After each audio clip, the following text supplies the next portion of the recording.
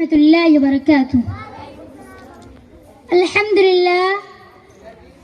للہ وکفى والسلام علی عباده الذین اصطفى. اما بعد فاعوذ باللہ من الشیطان الرجیم. بسم اللہ الرحمن الرحیم.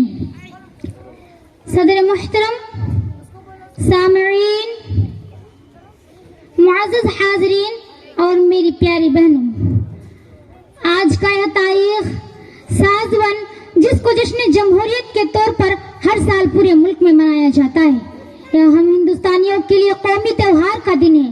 آج سے تقریباً 73 سال پہلے 15 اگست 1947 عیسوی کو ہمارا ملک انگریزیوں کے چنگل سے آزاد ہوا.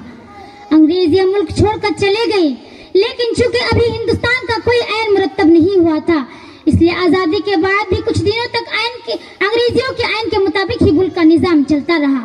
لیکن جلد ہی اس وقت کے جو ہمارے عظیم قومی رہنما تھے، ان لوگوں نے آپسی صلاح و مشورہ سے ڈاکٹر بھیم راؤ امبیڈکر کی قیادت میں ایک قانون ساز کمیٹی بنائی، اور اس کمیٹی نے 2 سال 11 مہینے کی انتہائی کوشش کے بعد قانون ہند مرتب کیا. وہ 26 جنوری 1950 عیسوی کو قانون کی ایک کاپی پارلیمنٹ، قانون ساز اسمبلی اور عدلیہ کو سونپ دی گئی کہ اب ملک کا نظام اسی آئین کے مطابق ہی چلے گا. ہمارا یہ ملک مختلف مذاہب اور مختلف قوموں کا گہوارہ ہے. یہاں ہر قسم کے لوگ بستے ہیں اور ہر مذہب کے ماننے والے یہاں موجود ہیں.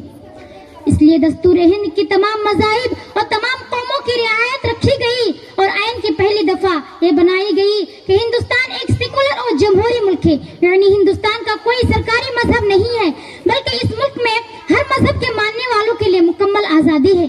یہاں کا ہر باشندہ اپنے مذہب پر آزادی سے عمل کرتے ہوئے زندگی گزار سکتا ہے.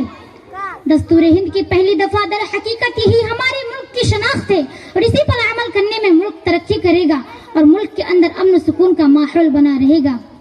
علامہ اقبال کے اس شعر کے ساتھ میں اپنی بات ختم کرتی ہوں کہ مذہب نہیں سکھاتا آپس میں بیر رکھنا، مذہب نہیں سکھاتا